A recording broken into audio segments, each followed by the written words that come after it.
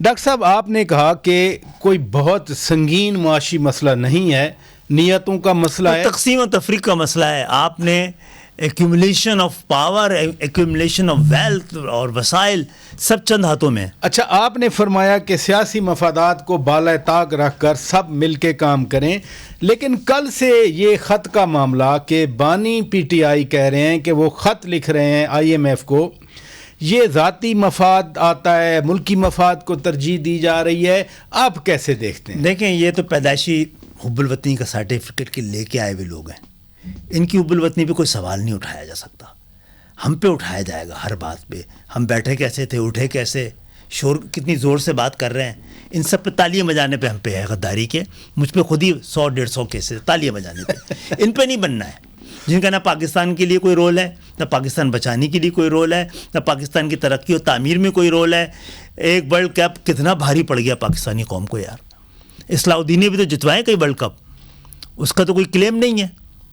سرفراز نے بھی تو ورلڈ کپ جتوایا تھا، وہ junior world cup Pakistan. T20 یونس نے بھی تو جتوایا ہے T20 کا ورلڈ کپ.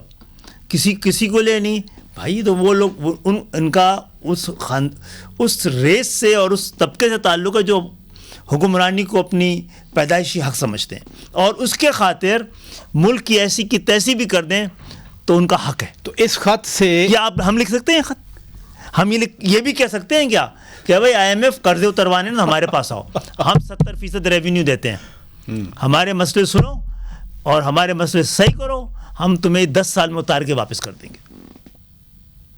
لیکن ڈاکٹر صاحب اصل مسئلہ تو وہ الیکشن کا تنازع ہے، جس کو وہ کہتے ہیں کہ جی ہمارا الیکشن چرایا گیا. 18 میں کس نے چرایا تھا؟ لیکن کیا جواز بنتا ہے خط لکھنے کا اگر یہ کنٹینشن بھی مان لی جائے؟ بھیا 18 میں ان کے حق میں یہ الیکشن چرایا گیا تھا نا، اس کے بعد بھی لکھا ہے انہوں نے خط. جب پی ڈی ایم کا عدم اعتماد آئی اس وقت بھی لکھا ہے نا خط انہوں نے. وہ الیکشن تو ان کا جیتا ہوئی الیکشن تھا نا غلط طریقے سے. تو جناب یہ اس پہ بات ہونی چاہیے. ڈومیسائل کا اتنا بڑا فرق نہیں ہوتا. آپ نے تو ہمیں اقلیت سمجھا ہوا ہے، آپ تو ہم سے جزیہ لیتے ہیں ٹیکس کی شکل میں. آپ اس طرح نہیں چلے گا پاکستان جناب علی.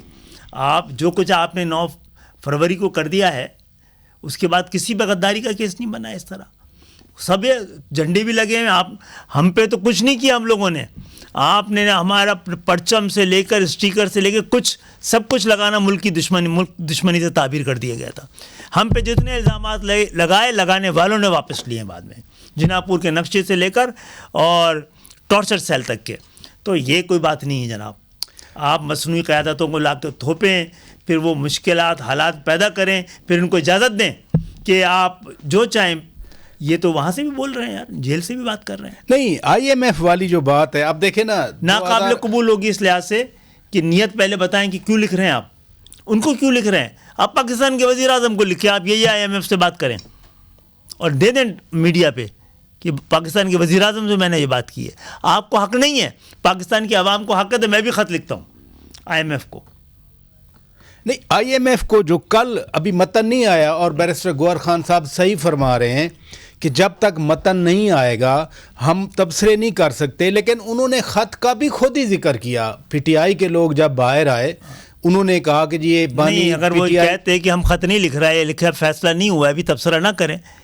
وہ تو کہہ رہے ہیں ہم خط لکھ رہے ہیں. ایگزیکٹلی. تو پوچھے کس حیثیت سے لکھ رہے ہو؟ یا آپ کے عام پاکستانی کو یہ حق ہے لکھے؟ آپ کے خیال میں کیوں لکھ رہے ہیں؟ میں لکھوں نا 50 سال سے ہم پہ کوٹا لگا ہوا ہے. میں لکھوں نا کہ ہمیں کم گنا گیا ہے. میں لکھوں نا ہمارے ساتھ جیری مینڈرنگ ہوتی ہے. میں لکھوں نا کہ ووٹر لسٹ جعلی ہے ہماری. ہم سندھ کی آبادی کا 60% ہے، ہمیں 40% بتائے. لکھوں میں یہ بات. وہ ہمارے ماورائے عدالت ہزاروں لوگ مارے گئے. ہم نے آدھی زندگی اپنی جلا وطنی میں گزاری ہے. آئی ایم ایف کو خط لکھوں میں؟ ڈاکٹر صاحب ایک چیز ہے، آپ جو بات فرما رہے ہیں، مثلاً 2022 میں آئی ایم ایف کا پروگرام سٹال ہوا. ڈر تھا خدا نہ خواستہ کہیں. کس نے دیر کی تھی؟ کس نے کیا ہے؟ کون منع کر رہا تھا؟ بے عزتی سمجھ رہا تھا اپنی؟ کس نے دیر سے کر کے اس کو مشکل بنایا پاکستان کے لیے؟ کس نے؟ جناب یہ نہیں کرنا چاہتے تھے نا. کہتے تھے کپتان نے کہہ دیا ہے بھوکے مر جائیں گے. نہیں تو کپتان کی گورنمنٹ نے خود تو نیگوشیٹ تو بول رہا ہوں. تو کوئی الزام تو دینا. آپ نے 18 سے 22 تک کیوں لگا دیا آپ نے؟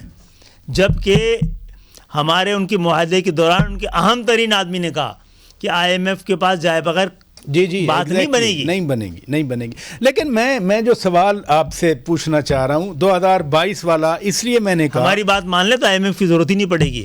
پاکستان میں تقسیم و تفریق کا صحیح نظام بنا لیں، آخر تک آپ لے جائیں وسائل کو، اقتدار کو، اختیار کو، سب صحیح ہو جائے گا. میں IMF کے حوالے سے دیکھیں نا 2022 کا جو میں نقطہ آپ کے سامنے رکھنا چاہ رہا ہوں، خدا نہ خواستہ پاکستان شری لنکا بن سکتا تھا، نہیں بنا. سری لنکا کا کیا بنا؟ پاکستان ڈیفالٹ سے بچ گیا. یہی میاں شہباز شریف صاحب کی حکومت تھی، پاکستان کی سیاسی حکومت جس میں آپ اتحادی تھے. پھر ملٹری لیڈرشپ نے مل کر اس پروسیس کو آگے بڑھایا. اب جب کہ اب بھی ضرورت ہے IMF کے ایگریمنٹ کی، یہ خط لکھنا پھر کس کا ایجنڈا ہے؟ یہ جناب یہ پاکستان کا ہو سکتا ہے کیا؟ پاکستان کا تو نہیں ہو سکتا ہے. میں بھی کہہ دوں یہ بات پھر ساری. میں تو اس بات پہ یقین نہیں رکھتا ہوں کہ آپ کسی پہ غداری کا، سازش کی بات کریں، لیکن جتنی آسانی سے ہمارے لیے کی جا سکتی ہے تو سب کے لیے کی جانی چاہیے پھر. اور یہ بڑا غلط وقت چوز کیا آپ نے. اچھا، خط لکھنے کی بات کرنے کا بھی ٹھیک ہے. اور پاکستان معاشی بحران کے اس نہج پہ آ گیا ہے کہ ابھی IMF کا اس دفعہ لے لیں، آپ طے کر لیں، پھر نہیں کریں گے. ہمارے پاس راستہ ہے، ہم بتا دیں گے کیسے IMF کو کہا جا سکتا ہے خدا حافظ. جو اکانومسٹ ہیں نا ملک کے، وہ کہتے ہیں کہ ہم نے جون تک $24 ارب واپس کرنے ہیں. پتہ نہیں وہ کدھر سے آئیں گے. میں آپ کو ایک دو پاکستانی رہنماؤں کے نام دوں گا، آپ ان سے لے لیں، آرام سے قرضے اتر جائیں گے. اچھا نہیں، دیکھیں نا ڈاکٹر صاحب، وہ تو خیر آپ کی ایک 22,000 ارب تو وائٹ منی کے طور پر ٹیکس کی شکل میں دیے گئے ہیں 15 سال میں حکومت سندھ کو. اور اتنے ہی کرپشن میں، اتنے ہی کرائم میں، اس سے زیادہ انڈر ورلڈ میں، تو سارے قرضے اتر جائیں گے. ابھی جیسے یہ ڈیولپمنٹ اتحادی حکومت بننے کی ہوئی، اسٹاک مارکیٹ اپ ہو گئی، اسٹاک مارکیٹ نے بہتری کے آثار دیے. $24 ارب جب پاکستان نے جون تک دینے ہیں تو اس سے تو زیادہ اچھا نہیں ہے کہ سارے مل کر کم از کم اپنا اپنا کنٹریبیوٹ کریں. KP میں بھی حکومت بن رہی ہے، پنجاب میں بھی بن رہی ہے، چلیں ان کی نہیں بن رہی، ان کے آج 98 لوگوں نے اوتھ لیا، اتنی بڑی اپوزیشن ہوگی. پھر یہ IMF کے پروگرام میں جو میں سمجھنے کی کوشش کر رہا ہوں، IMF کے پروگرام میں ہرڈلز کیوں کریٹ کی جا رہی ہیں؟ جناب کیونکہ ان کو لگتا ہے کہ پاکستان جتنا کمزور ہوگا، اتنا پریشان ہوگا، تو ان کے لیے کوئی نہ کوئی گنجائش نکالے گا. وہ اپنی یہ طاقت دکھا سکتے ہیں کہ ہم پاکستان کو کتنا نقصان پہنچا سکتے ہیں، ہمارے بغیر ہم نہیں چلنے دیں گے پاکستان کو. یہ میسج ہے. یعنی ملک کو ویک کرنا اپنی اسٹرینتھ سمجھی جا رہی ہے. یہی اسٹرینتھ سمجھی جا رہی ہے. ہم نے اپنی بات تو کر لی IMF کے حوالے سے کہ خط کیوں لکھنا چاہ رہے ہیں، پاکستان کو ویک کر کے اپنی اسٹرینتھ بنانا چاہ رہے ہیں یا شو کرنا چاہ رہے ہیں، جیسا آپ نے فرمایا. لیکن آگے سے بھی ایک جواب آیا، انہوں نے کہا کہ پاکستان کے الیکشن کو آڈٹ کرنا IMF کی ذمہ داری نہیں ہے. یہ آپ کا یہ حوصلہ افزا چیز ہے. نہیں IMF یہ کو پاکستان اختیار بھی کیوں دے گا؟ کوئی وہ فائنینشیل انسٹیٹیوٹ ہے یا یہ پولیٹیکل کوئی یا وائسرا ہے یا ایسٹ انڈیا کمپنی ہے؟ یہ ہمارے حکمرانوں کی خواہش ہے جو خط لکھ رہے ہیں کہ ان سب کو کہا جائے کہ ہر چیز چیک کرو، ہماری نیتیں بھی چیک کرو، ہمارے ووٹ بھی چیک کرو، ہماری ساری ڈیلیمیٹیشن بھی چیک کرو. تو بلائیں، آبادی بھی چیک کروائیں ان سے.